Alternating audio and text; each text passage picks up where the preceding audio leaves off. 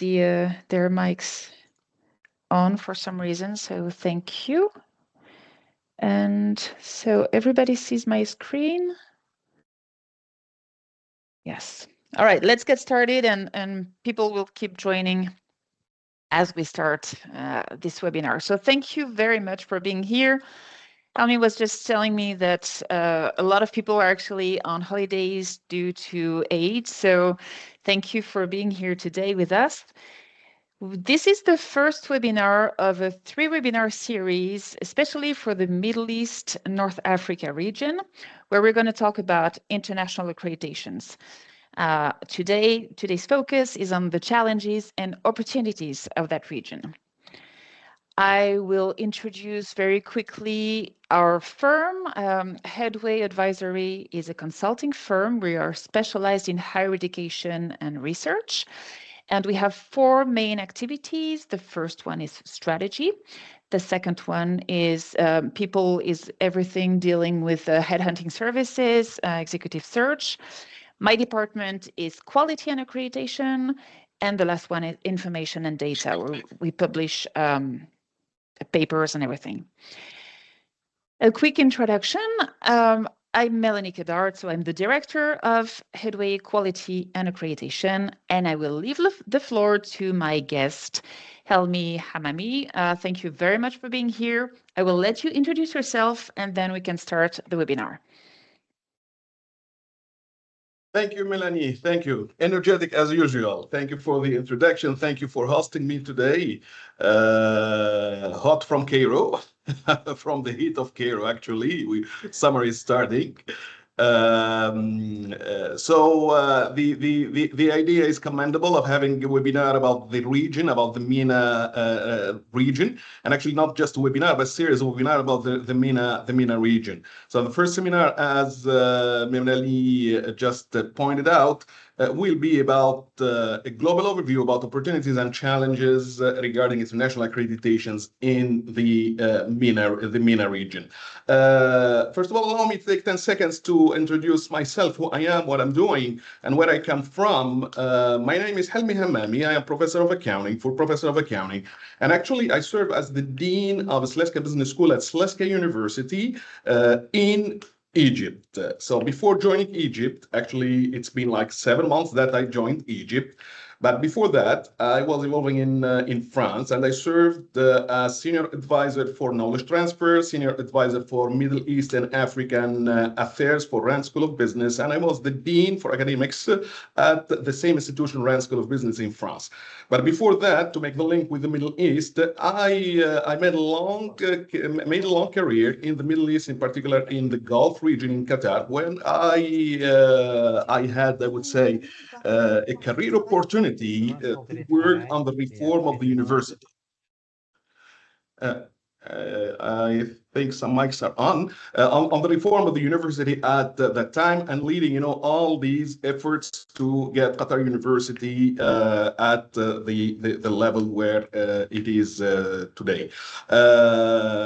Actually, right now, I'm also the chairman of the accreditation committee at the African Association of Business Schools. So definitely accreditation is in the DNA of the transformative journeys, and my career has always kind of been linked to institutional reforms and putting the institutions at the international level to meet the accreditation standards. And actually, well, that's what we are doing right now at ESLSCA University in Egypt.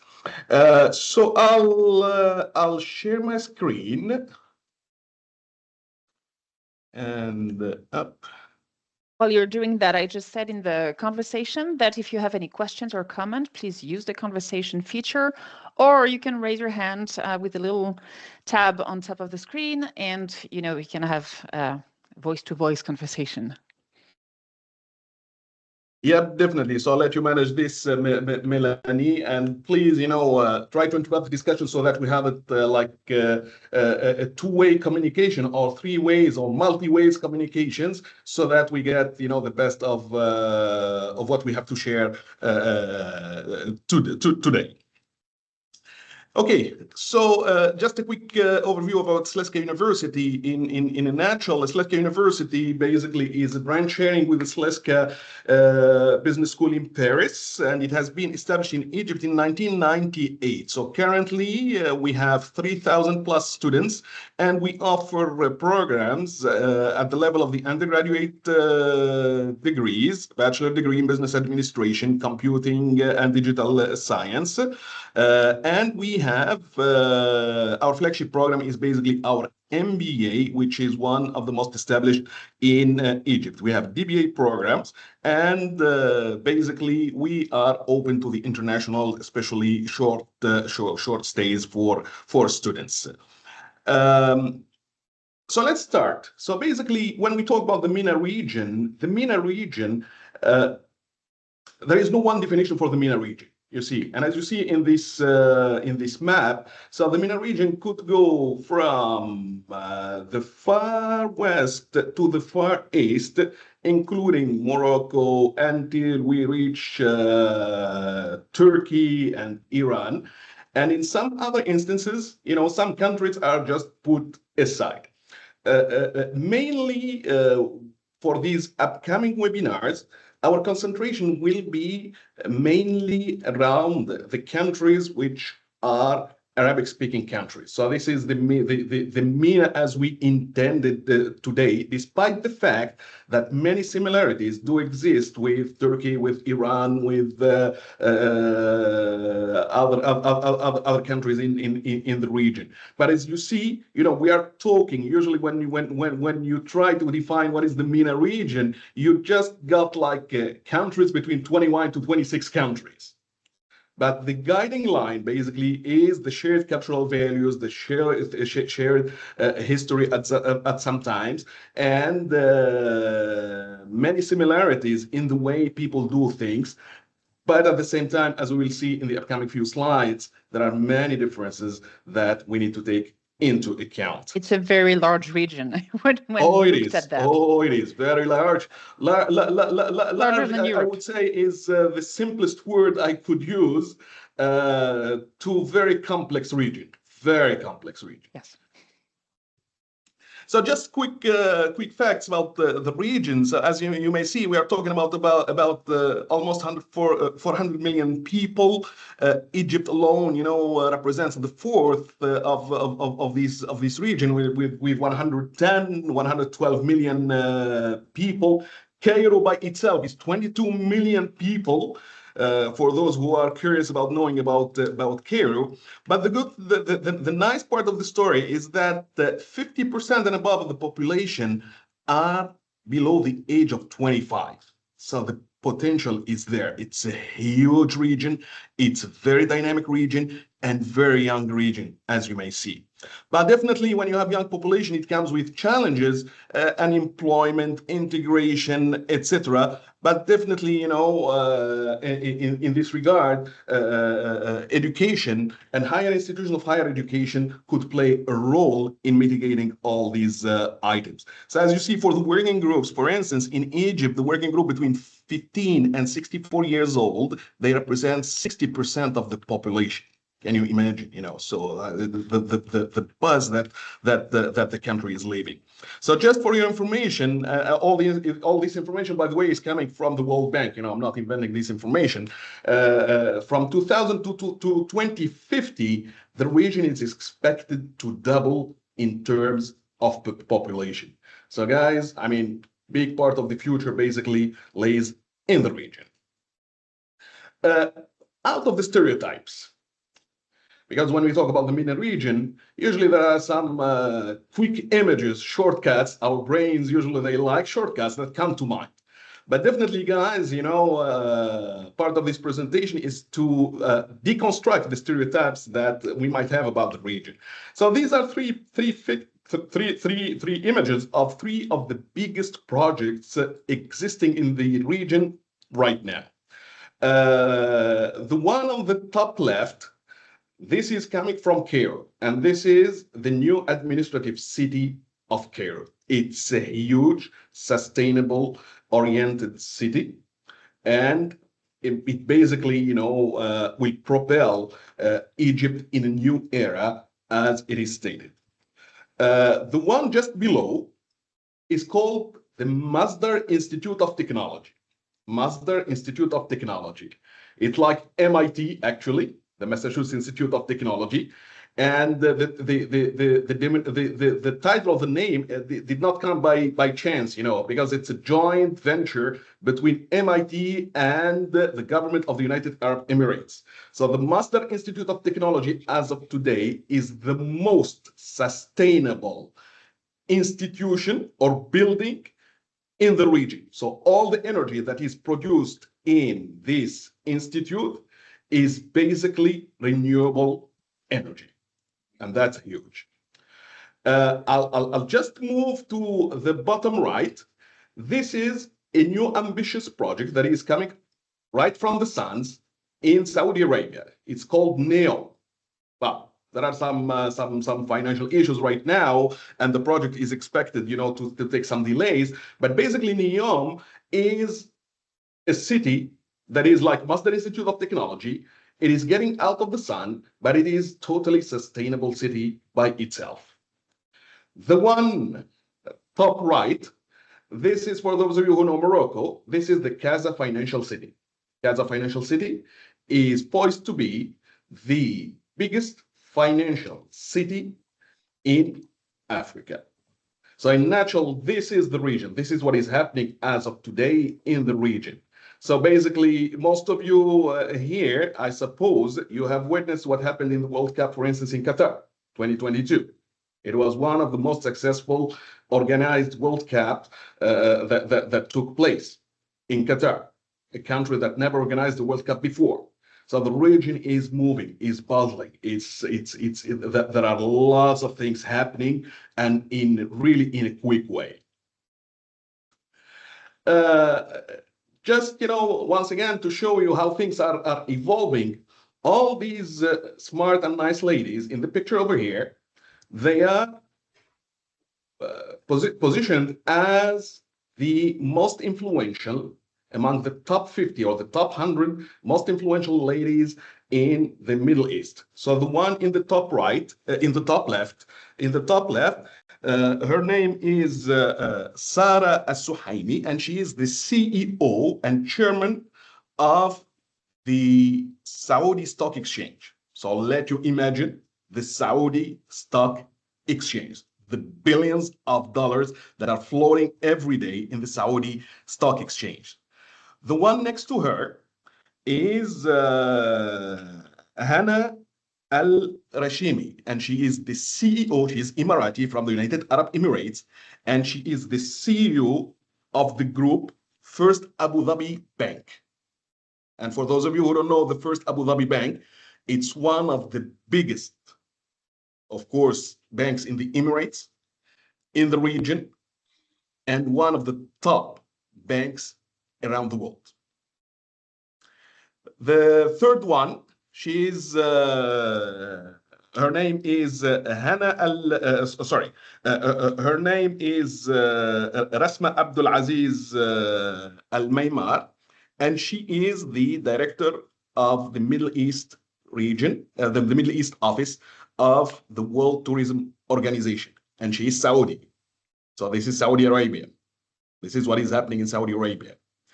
The one next to her, with the medal and the picture in her hand, this is Wadad Bouchammawi, and she is a Nobel Prize holder, Peace Nobel Prize holder, very successful businesswoman. The one in the bottom, she's from Qatar. Her name is Sheikha Mayasa, and she is behind the cultural revolution that is taking place in Qatar, specifically the cultural heritage, the museums, and all the aspects of these projects related to culture.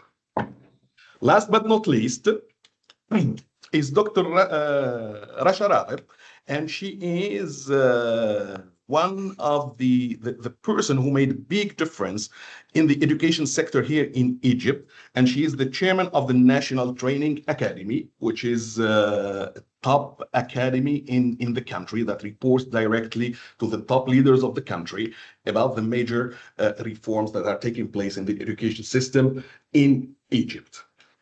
So basically, this is what is happening in the region, guys. Most of you, know this kind of picturesque mosaics, and I've chosen this on purpose to show you that when you take a mosaic like that, okay, you take it as a whole, it's nice, right? But definitely, if you take it by piece, it doesn't make any sense. And actually, this is. نجيبهم بس المحلات قافلة. لا المحلات قافلة. Sorry. Would you please turn off the mic? Turn off the mic. Yeah.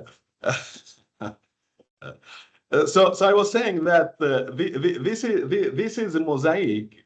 When you take it piece by piece, basically it doesn't make any sense.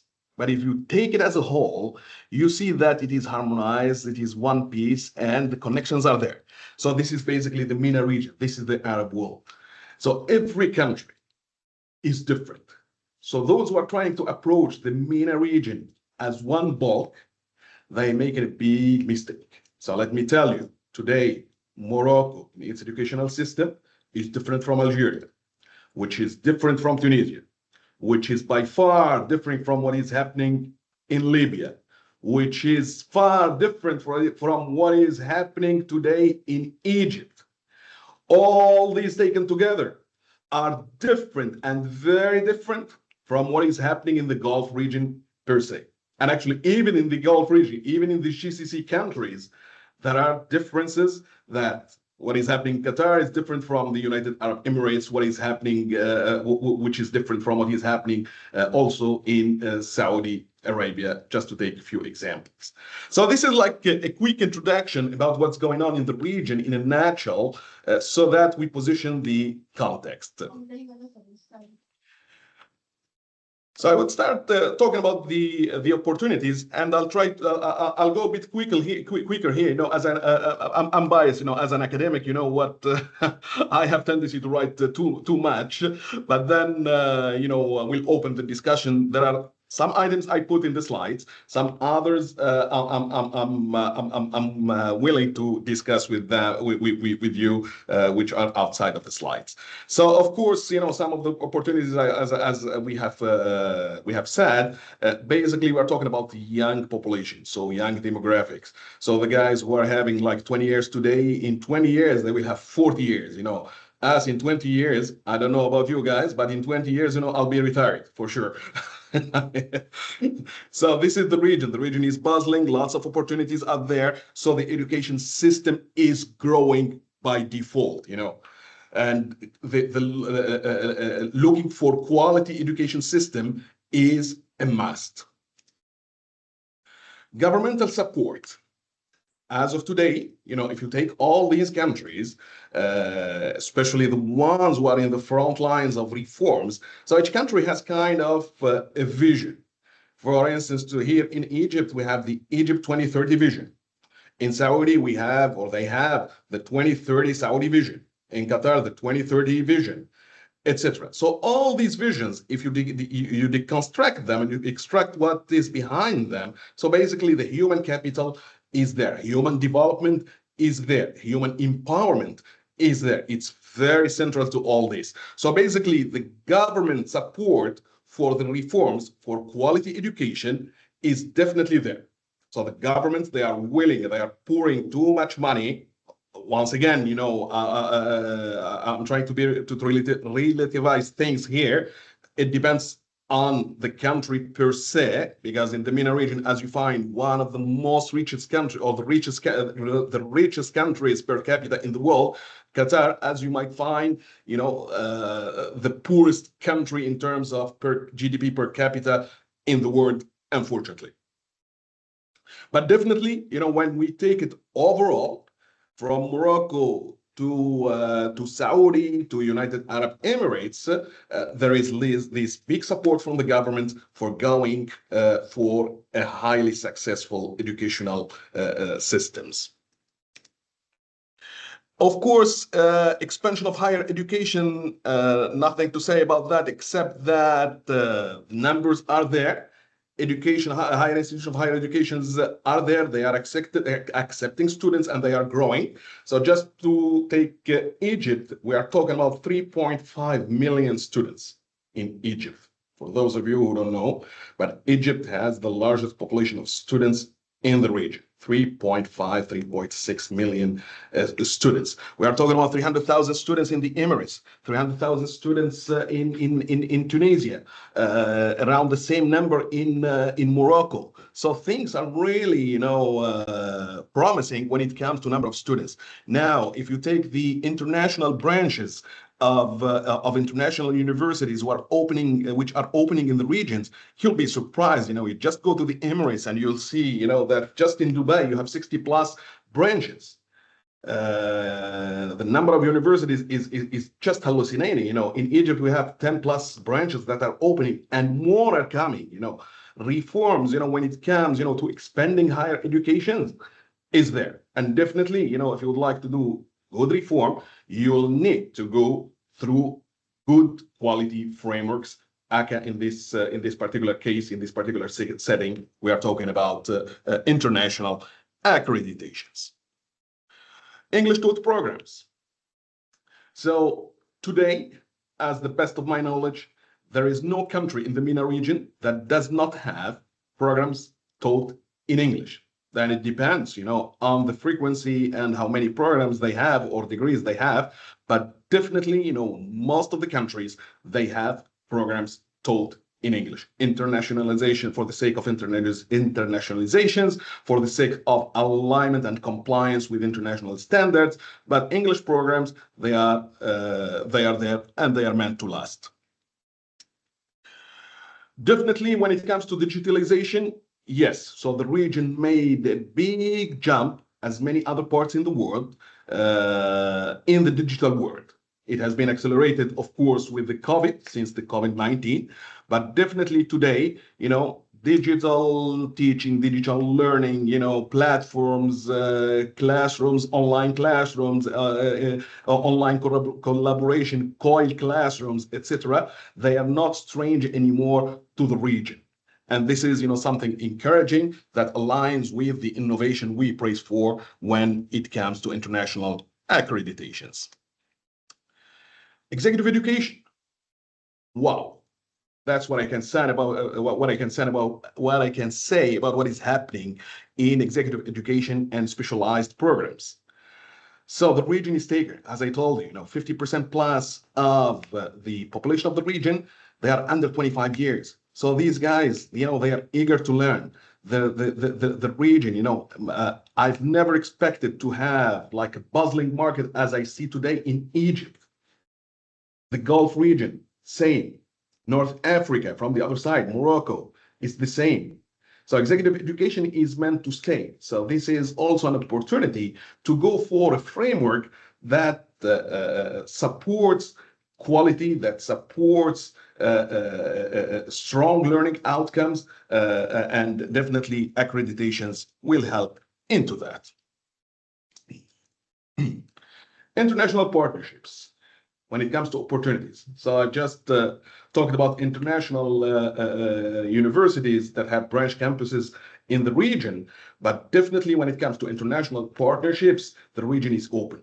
The region is eager to go for international partnerships with international institutions and established institutions. And let me tell you something,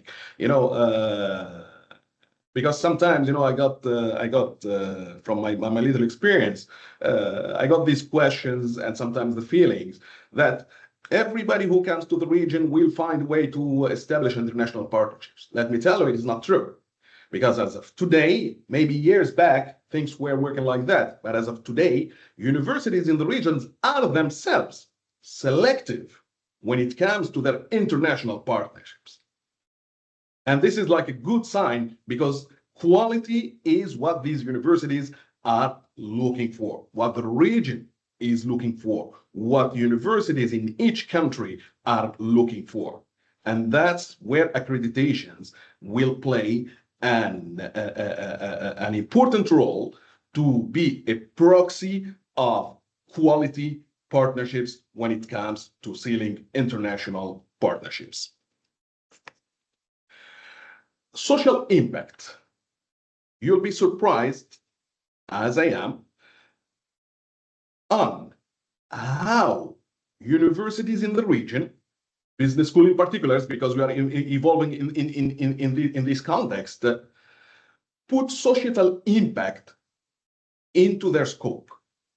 That's very important. I mean, there is a big awareness about the role that local universities can play to change the social reality of people. I'll just give you an example of ESLSCA University. I've joined ESLSCA University because thanks, I would say, to the story I've been told about the university. So the university, when it has been incepted in 1998, it was for a reason.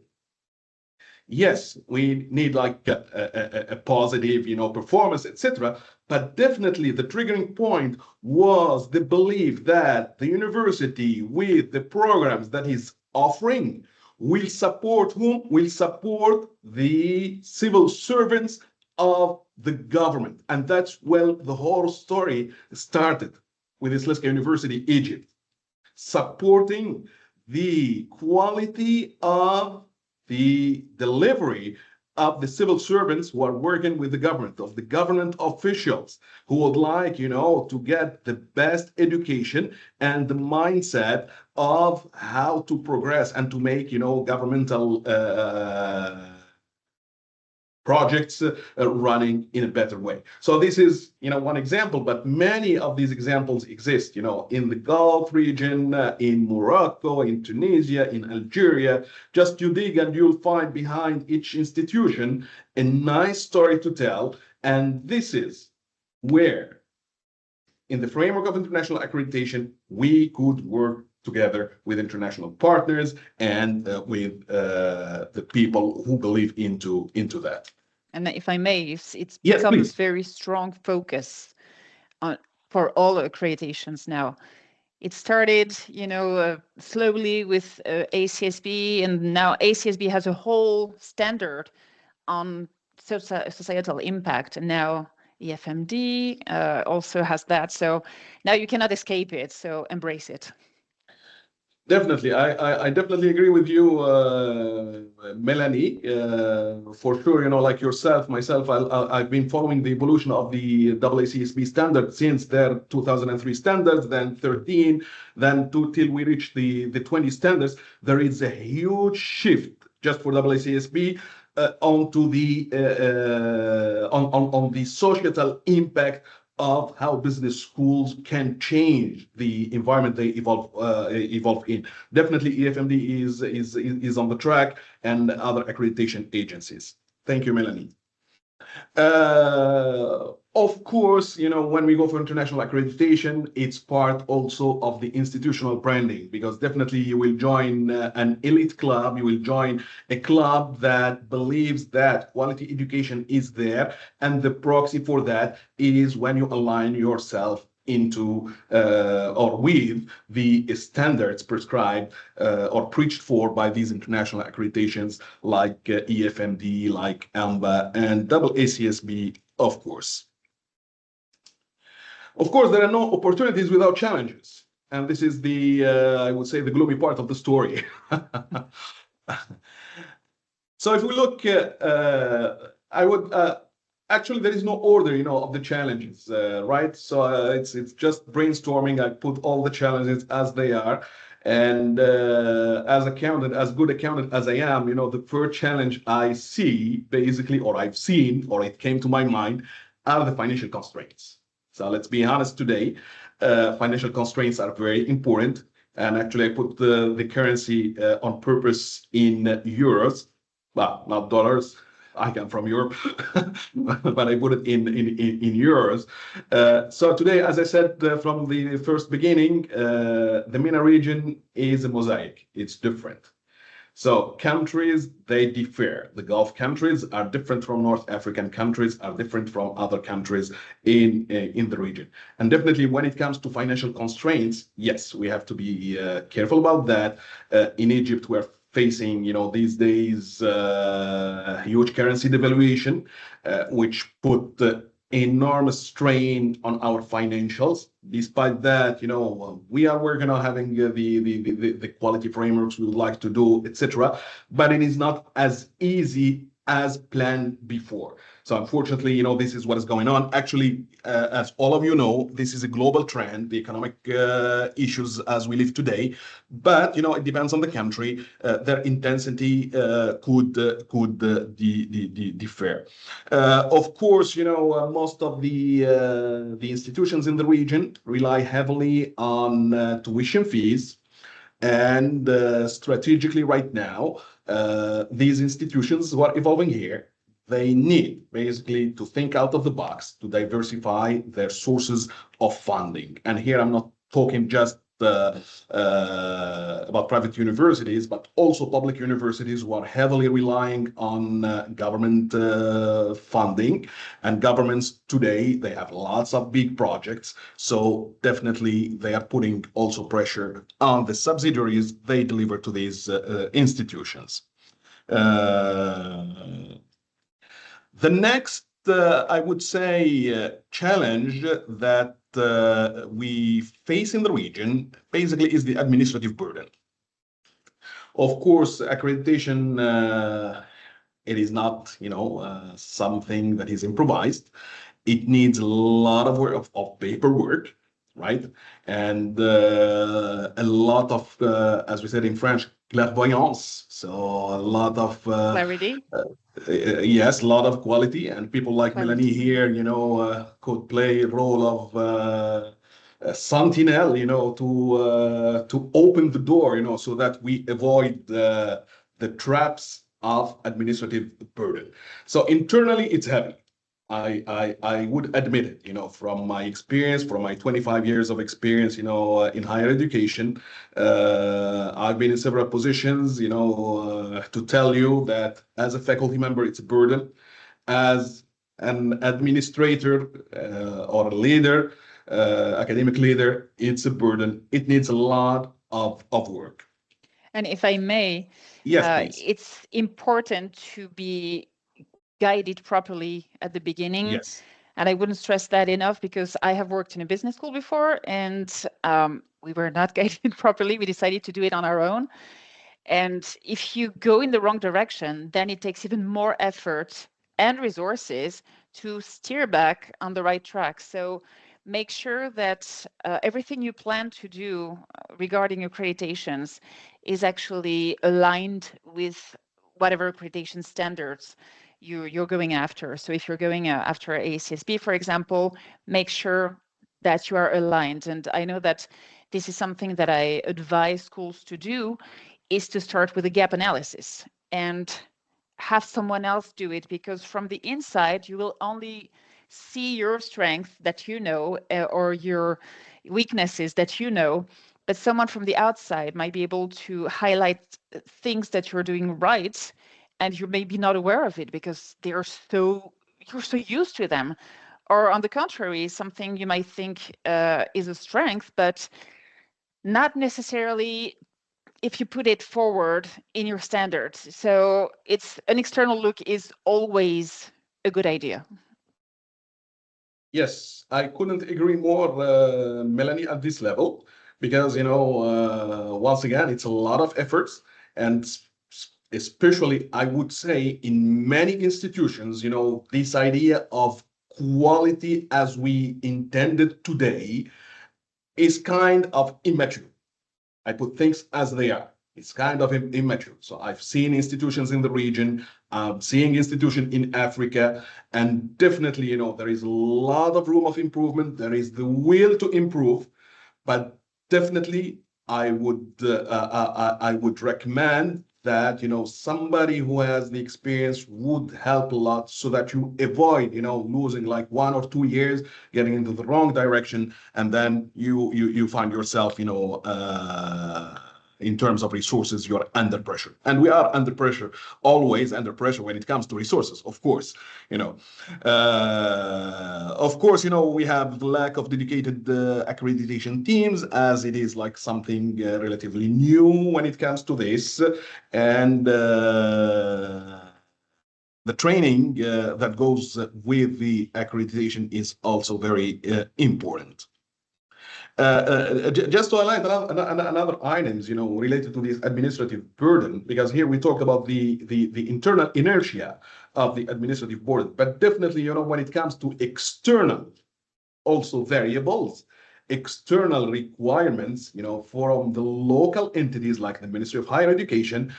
Here in Egypt, we have the Supreme Council of Universities. They have their own demands and they have their own compliance, you know, and this would add an additional layer of burden when it comes, you know, to preparing all these dossiers for the accreditations. And definitely here there is a commendable move that has been done between ESLSCA and the Ministry of Higher Education in the United Arab Emirates, so that there is kind of an approaching their standards, so that, you know, one file, one dossier will be done for both. Because you can never Yes. really take one part of your accreditation reports, like your national accreditation reports, and just copy paste to an international report. You just have to. They're not asking for the same thing ever. Definitely. And actually, you know, the move is commendable, I would say, between ESLSCA and the United Arab Emirates. Now they are doing the same thing with Qatar. But definitely, you know, the stakes are different, I would say. You know, the international accreditations is once you decide to play the international card and you would like to have, like, I would say, your quality based on the international standards. Definitely, you know, some other issues and challenges that we have is the faculty members, which are the backbone of any accreditations. So this is like something that is, I would say, common to the region. Faculty members, the good ones, usually they leave. And attracting international faculty members is always, you know, a big challenge. So just I'll go quickly so that for the sake of time, curriculum rigidity, that's also another story. So changing curriculum, getting, you know, into aligning what you have internally with the requirements of the ministries of higher education, with the requirements of the councils, etc. It is really heavy, you know. And sometimes, you know, you find yourself, especially with the centrally mandated curriculum. Yes, they exist. They still exist. It's kind of a challenge. That's what I call the blind spot. The blind spot when it comes to misunderstanding the spirit of accreditations from the top management here in the region. I've seen that. So people, they just ask you, okay, so let's go for ESLSCA, let's get it in 1 year. Oops. Oh, guys, it doesn't work like that. I'm sorry. It doesn't work like that. You know, you have to put your quality systems, processes, you know, document everything, put everything, and believe in what you are doing for the sake of quality outcomes. So this is what is expected from any international accreditations. But the shortcuts, when it comes to that, I think, you know, they don't work as it should be here. Or just considering the accreditation as an additional reporting task, you know, for few reports, and that's it. No, it is not. You know, it's a fully fledged system going from the hiring until, you know, the quality of your classrooms, the learning outcomes, the impact, as Mélanie stated it before. And it's a continuous improvement system. It's a continuous improvement system. That's the least we can say. And actually, you know, what I have seen is that some leaders, they also underestimate the resources that are needed behind the accreditations, because the accreditation should be put as a strategic pillar. It's not a strategic pillar. It is not a one-shot project. It is not that we are going for accreditation and that's it. We close the door. No, it is not. Once you are in, you have to go forward to improve yourself. But if you consider accreditation as a short-term goal, as a one-shot project, basically accreditations is not for you. That's what I can say, and that's why, you know, when we take accreditations as with experts like Mélanie and with people who are into these accreditation systems, usually what we say that accreditations, how do you see it strategically? You put it in a strategic perspective so that you succeed your accreditations. Cultural imperative. I think, you know, here it's very important to put it into this perspective. Accreditations are international accreditations. At the early beginning, they have been made for a Western perspective. Now, the good thing from this fair, that where we evolve, myself and Mélanie, we see that there is a nice change into being, for accreditation bodies, to become more inclusive and more respectful, to include, you know, the cultural diversity that institutions in the region and other regions, parts of the world, they could have. So taking the taste or including the taste of this cultural difference would also be, it's a challenge, of course, but also it's something that needs to be taken into account. And actually also the local culture is very important, you know. So here in the region, usually we are in a collectivist society. So collectivist society means that mimetism, you know, once you start doing your accreditations, you'll find 10 people or 10 institutions who are following you. You see, they would like to do like yourself, which is a good thing, I would say. But at the same time, we are in a very hierarchical society. So this is, we need to take it into account, you know, when we prepare the project for the accreditation, who is in charge, how we should approach that, right? The gender, that's another story. There is, you know, this word wasta, and I have a good friend in Paris who is working a lot on the wasta. Wasta is intermediation. For those of you who are not familiar with the word, is intermediation, you know. So whatever you do, you need somebody, an intermediate person, to facilitate things. Yes, culturally it exists. Culturally it's not offensive, but guys, it is not the way we handle international accreditations. It doesn't work like that. So these items, you know, we need to take them into account. Contextualizing learning and getting the taste of the cultural items is very important. It's not anymore, you know, the copy paste of what is happening abroad that we need to bring it and then we lead you to accreditation. Definitely not. It doesn't work like that. Geopolitical situation. Here, no comment, you know, you follow the news. I just put it like that, no comments, you know. So just I'll take the example of Egypt, you know, on the left we have issues, on the right we have issues, and down south we have issues. And of course, on the north we have Mediterranean Sea, we have Europe in front, and we have issues. So this is the geopolitical situation in a nutshell for most of the countries in the region. But there are lights, or there is light down the tunnel. So definitely to conclude, so accreditation, it is not just a batch, it is not just a short-term project, it's a strategic, it should be discussed into the strategic committee of the institution. Financial and human constraints, they are there. But definitely, you know, as any organization, it's part of the life of any organization that we have to work on. Cultural integration is very important, and the good thing is that international accreditation bodies, they are taking into consideration more and more these items. And definitely, you know, when it comes to international partnerships, institutions must work smartly in full intelligence to succeed. That's all, folks.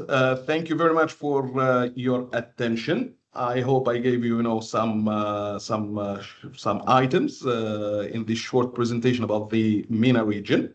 And if there are any questions, please feel free. Yes, if you have questions, you can raise your hand and, you know, open your mic, or you can write in the conversation.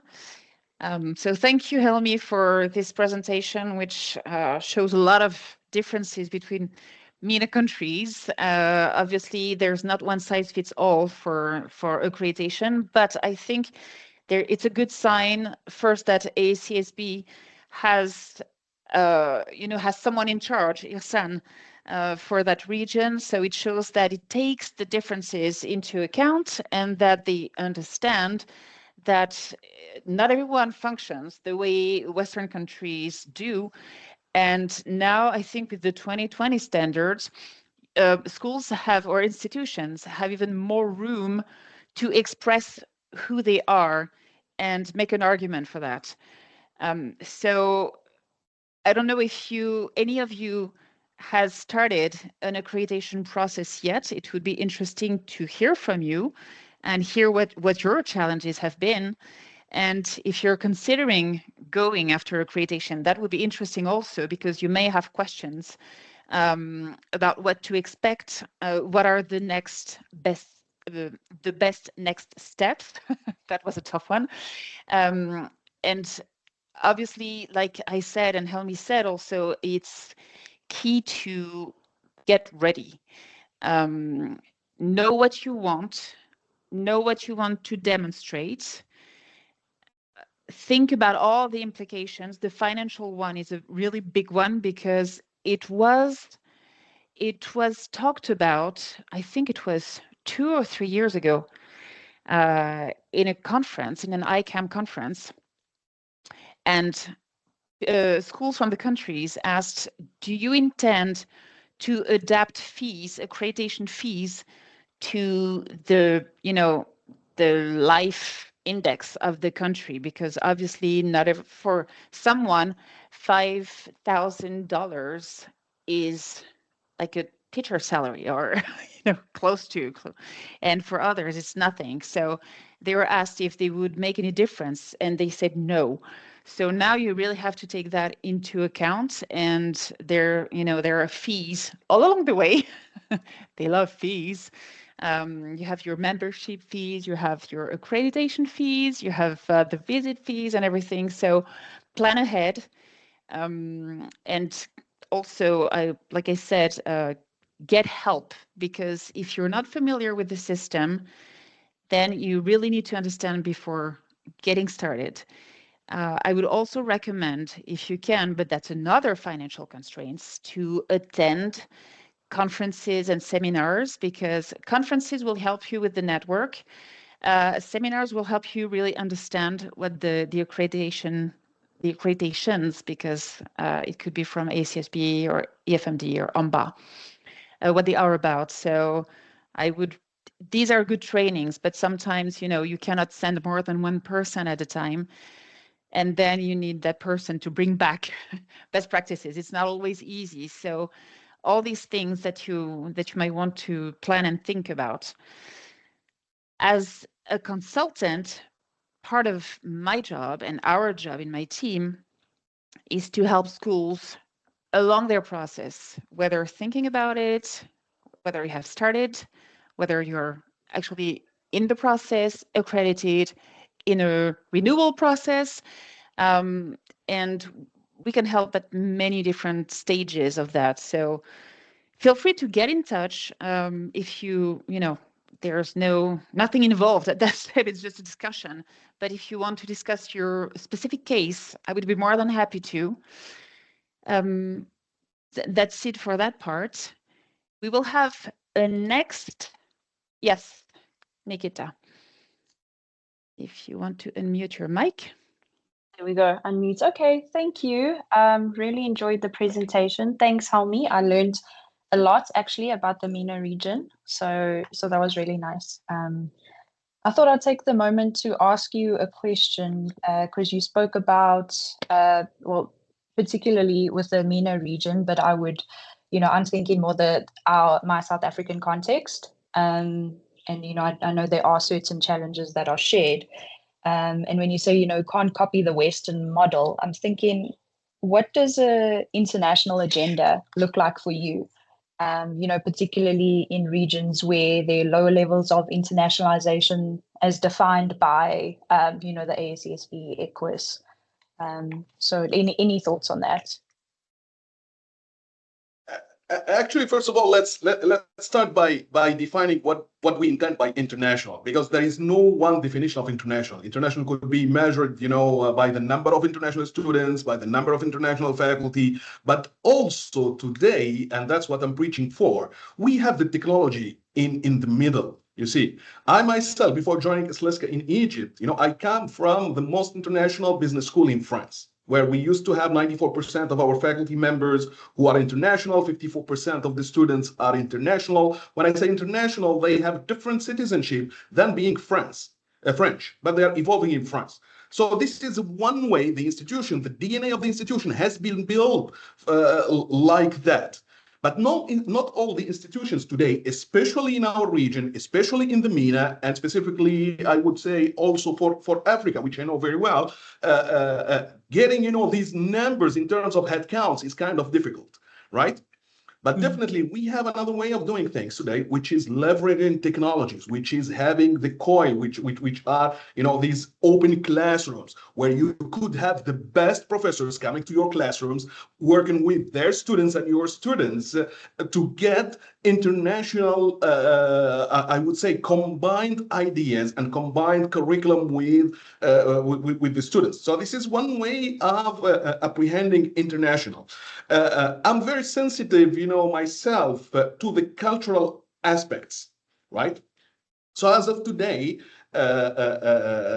many of the institutions, I would say, they are just adopting, you know, the textbooks from other countries as they are, without the minimum adaptation to the current context they are evolving in.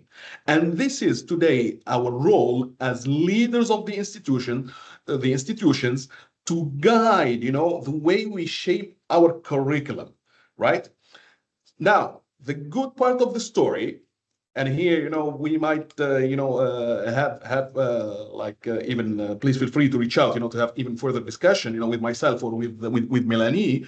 The good part of the story is that international accreditation agencies, you know, and since we are talking about Africa, also the ABS, the African Association of Business Schools, we are open to or innovative ways of apprehending international. I don't see today, or I don't think that, you know, any international accreditation agencies would, I would say, reject the curriculum, which they usually don't do, based on the alignment with the cultural context. And actually, that's what everybody's preaching for right now. This is inclusiveness. I hope I gave you bits of the answer, Nikita. Yeah, that's wonderful. Thank you. I think it's something you can debate for a very long time, but yeah, I Of found course, that really useful. Thanks, it Helmi. will be my pleasure. So we had a comment in the conversation about the exorbitant cost of accreditations, very much to the point I was making earlier. I also shared our next webinars from the series. So the next one will be May 27th. And we will talk about leadership and quality assurance, because as Helmi was saying earlier, quality assurance is a big part of accreditations, no matter the accreditation. You have to demonstrate that you have a quality system in place, that you measure what you do, and then that you act on it. So that continuous improvement we were talking about. So we will discuss these practices. And the last one of the series will be July 1st, and we will talk about how to increase your stakeholder engagement in quality assurance, because that's a big one. It's very difficult to get people on board, get faculty buy-in into the quality assurance system. When we talk about ACSB, we talk about AOL, Assurance of Learning. It's a whole standard, so it's a big deal. So same thing, you want to get ready and find, I would say tricks, but find ways to engage your faculty, your administrative staff, to include your students, because it concerns them, it's their learning. So a lot of subjects that we're going to discuss in the next 2 webinars. And I would also like to talk about an upcoming event that we're preparing with Helmi that will take place in October in Cairo. And it will be a face-to-face seminar where we will discuss quality assurance, quality in general, in the framework of accreditations. So stay tuned because we will get the details soon, I guess, before the summer, I'm hoping, with the agenda and everything. So it will be a 1-day-long seminar. It will be free. And if you can make it, come to that seminar. You might learn even more about quality and quality assurance within accreditations. Thank you all for joining us today. We hope to see you at the next webinar. Helmi, thank you so much for being here. You made a great presentation. I also learned things about the MENA region, so that's wonderful. And we hope to see you soon. Enjoy the rest of your day. Thank you very much, Mélanie. See you. Bye. Bye.